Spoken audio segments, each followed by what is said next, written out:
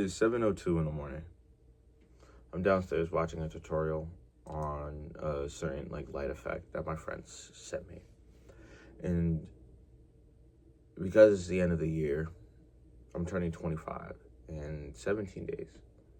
Well, for the time that I'm recording this. And I want to really kind of sit there and reflect for a hot second and kind of just explain what's been how I've been feeling, you know? When it comes down to me and everything, I feel like I want to engage in conversations with people that can hold that space for me. You know what I mean? I crave a lot of connection within everything. I really do. I grown to really sit there and really get to know people. And I actually kind of enjoy that about myself a lot. The one thing that I've grown to crave as of late is curiosity. That's why I'm around the people that I'm around. It's curiosity. That's what's most important to me. I never forget, one time I was in my friend's old Discord server and niggas were harping on me because I said, you know what, nah, I'm gonna be whimsical. I'm still gonna keep that whimsy in me, do some stuff that I like. And over the course of the year, that's what I've been trying to do. I went outside because I never aptly been outside like that. I wanted to explore because I had that new age curiosity. I wasn't cause what around this time last year was the first time I spent Christmas alone out of a relationship. Mind you, relationship was 6 years. I don't hate her. I still love her, but not in a romantic way. And I hope that wherever she is and wherever she is going, I hope she will forever be okay. And I hope that with her, whoever she meets next, give her the love and care that I tried my best to do. And I hope she is willing and receptive of it. That was the first time last year I spent Christmas by myself. And for some God-given reason, I wanted to wholeheartedly embrace going outside, touching grass, feeding what it means for me to actually develop a connection with somebody. And I feel like I've been wading through that this year. How to properly introduce yourself, saying hi to people, understanding that hey, I can actually hold a conversation this time without it sound like it's getting dragged out, yeah, I'm shy around people. It takes a hot second for people to engage in conversation with you because internally they have to gauge where you stand, And a lot of the times with me is that I just know now, I kind of know how to gauge somebody pretty good in terms of interacting with them. But with anything, it's discovering that you're finding a friend. It's a fleeting moment that I've grown to appreciate over time. But I wanted to go outside, experience the things, actually dive deep into that whimsy that I felt. I bonded with a lot of heads and I reinforced the friendships that I have. I'm proud of one of my friends who is finally taking the reach and leads into another thing that I actually wanted to mention: not running away. She is one of the two women, I can confidently say that, yeah, one of the two women in my life who taught me to not run away from my problems. That was something that she always did. Whenever there was an issue, she had to run back, really over state lines, stay, and fix it, you know? Like, she never really felt like she had a life for herself, which sucked. And like really empathizing and like really sitting there and realizing that, like, yo, I feel like you're kind of gridlocked into this everlasting loop of just what the hell is going on? Why am I constantly reliving the same cycles? As soon as I want to break free from it, I'm always dragged back. Like, what am I so afraid of? You know what I mean? And throughout that time,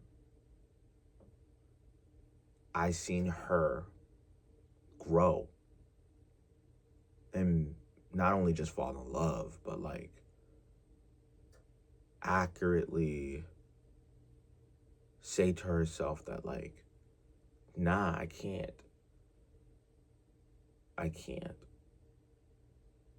Because I'm doing a huge disservice to myself if I consistently keep coming back here. Because deep down, it's like, why do you keep returning to a place that only brings you misery? It's like that one movie with, like, I think Matt Damon and Ben Affleck, where there's one scene where, like, Ben Affleck's character is like, if I come back here and I see that you're still here, like, or something, I'm beat your ass or something like that. I don't know the exact words. But Ben Affleck's character to Matt Damon's character, because Matt Damon's character in the movie is insanely smart. I think it features Robin Williams inside of there too, I believe. But like, it's insanely smart. But he feels kind of locked within like this whole entire like town. Like, you know, it's comfortability out of everything. But also, he feels comfortable, but he really gotten complacent. And that scares the shit out of him. So it's like he finally takes the dare and goes. And I'm just like, sometimes you really gotta risk it, you know? And his friend was proud of him. Ben Affleck's character was insanely proud of him. He was like up on his door. He didn't answer the door. He checked. Dude was gone. And he was like, yes! It was wonderful. It's exactly just how I feel about her. She's been my rock for a hot minute. Like, that's the type of like friendship that like people need inside of there. Because every time I second guessed in terms of my own identity and who I am as a person, she was there to reassure me in terms of that. That whole thing, those themes itself led into something, it led into another person that I see, that I'm able to kind of look through and see that they're working hard to not run away from what they're dealing with. But it's baby steps. You know what I mean? It's baby steps. And I think I have feelings for her. I don't know, I gotta really talk to myself about it. But like, deep down, I really want me and her to actually see it all the way through. I really hope so. But it's funny because like throughout the entire year, like I don't know her. Like initially when I first started, like, you know, casually, you know, chatting with her and everything. I was like, oh, cool. You do this, is that, and the third, same as me. Nice.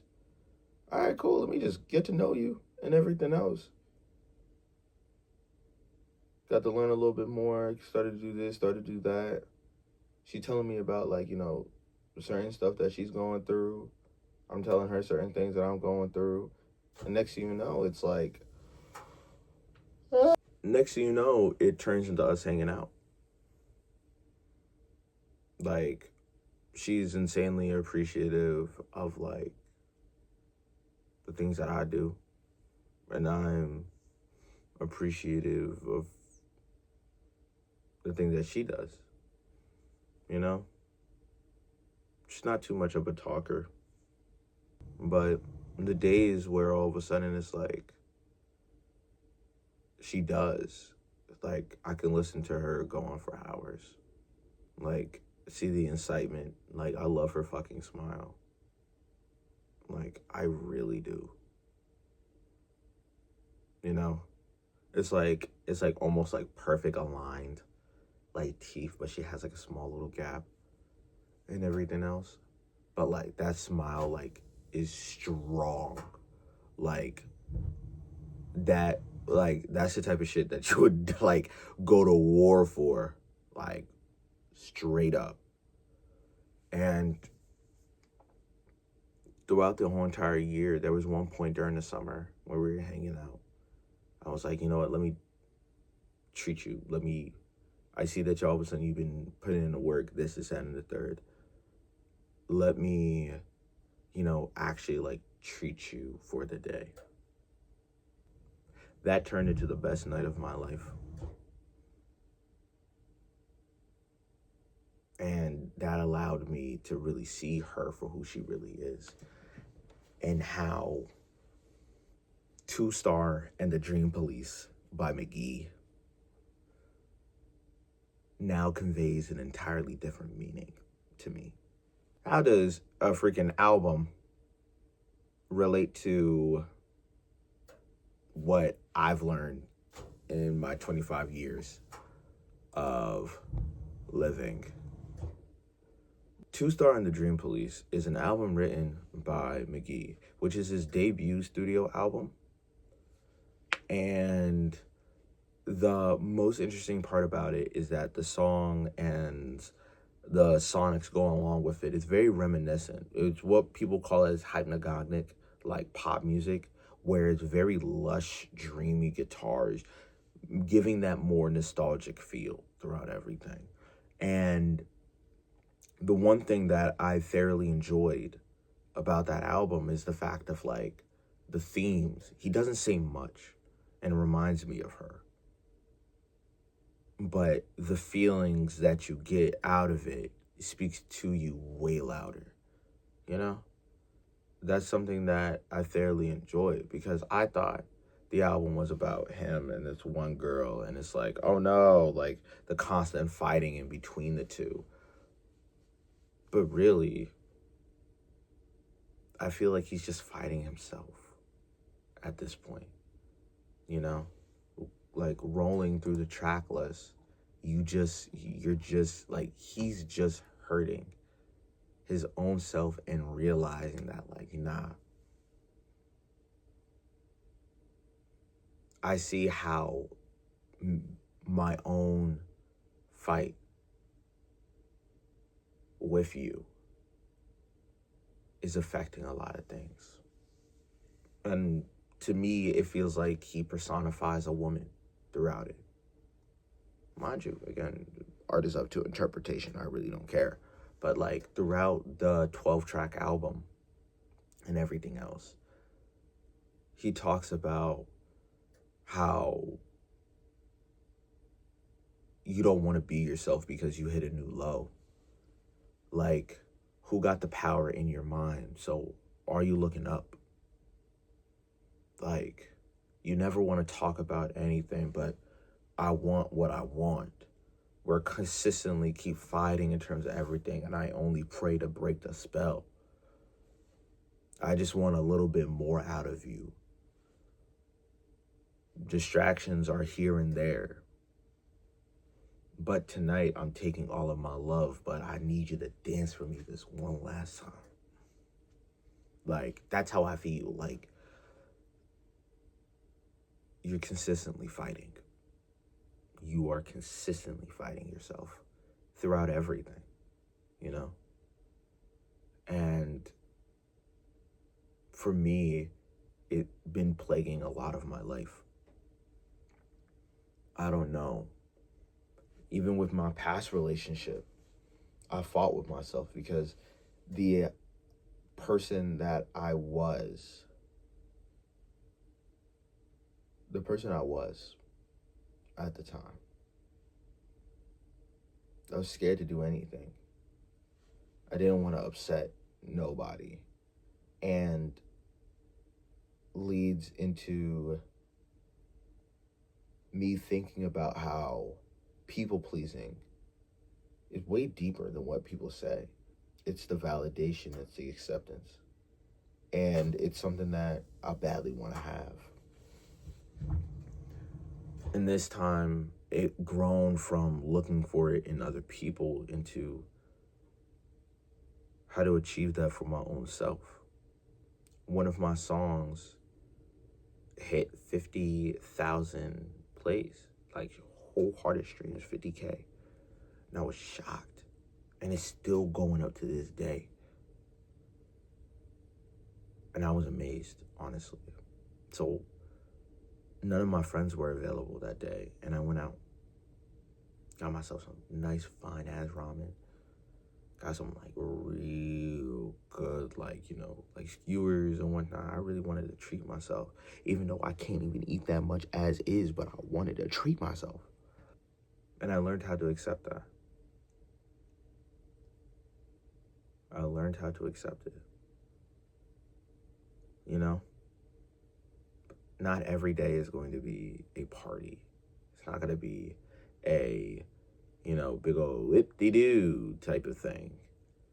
But nobody cares the way how you care. So I had to learn to, like, take those strong feelings. As me, as a real passionate ass man, like, I had to take those insanely strong feelings and direct them into what I needed to direct them in. I have feats, you know. I show that into other people. And to go back onto that one girl, nah. Like, that scared the shit out of me. God. To that one girl, though, like, that summer taught me so many things. And how many times I listened to Two Star and the Dream Police by him. We went to go see him live. And we went to go see him again, over at the John concert. I was like, ah! That's the most unique thing that I had to learn throughout the entire year. You know, I reconnected with people because bonds really do mean the world. And it goes into the last thing, the holiday season, and what it truly means. I'm turning 25. And throughout the year, I've met a lot of people, a lot of places. I went to a lot of, like, things. And I realized how what matters most is the way how you made people feel throughout all of it. You know?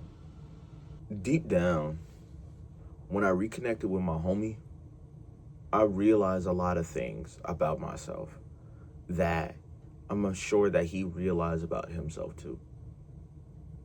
Niggas were playing it off and everything, but, like, that's how you just gotta treat things, you know? It is a relationship. Not a romantic sense, but, like, it's still considered a relationship, no? And that's what people gotta sit there and really realize. It's deeper. Because when y'all been through everything together, that's not a trauma bond. That's just a regular bond. Y'all went through the flames. you know? These are things that you have to take into account, because I realize about myself that I'm really not, like, I wasn't at a good headspace at the time. Like, I wasn't okay at all. And mind you, I didn't want to dead the friendship or anything else. I just didn't want to be there because of a huge disagreement that we had, the way how things should have been handled. And I let that time in order to breathe. I let that time to breathe. And I realized it was way bigger than me at this point. I had to grow up and really realize that, like, I'm not alone in this world. And he still checked in after me.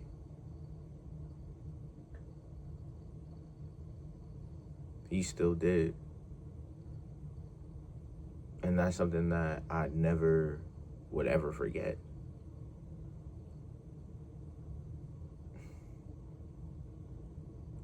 I fight with myself a lot. I really do. But this boxing match is never going to be over.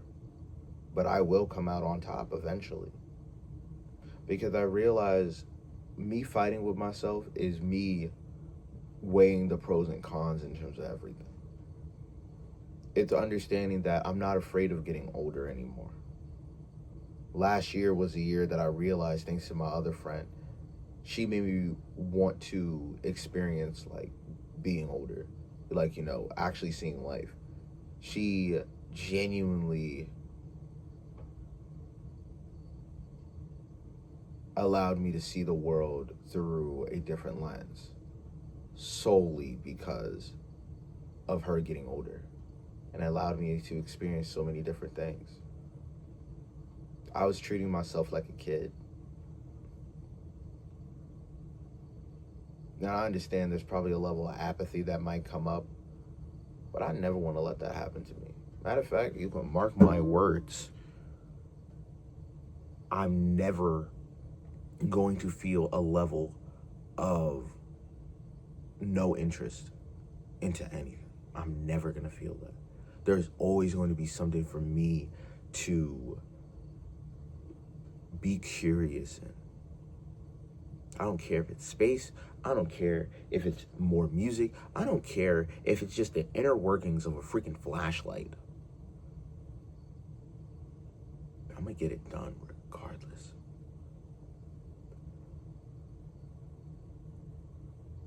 But to anyone that's magically watching this weirdly long video, you fight with yourself a lot, and that's okay. It's not over until it's over, and you will be out on top.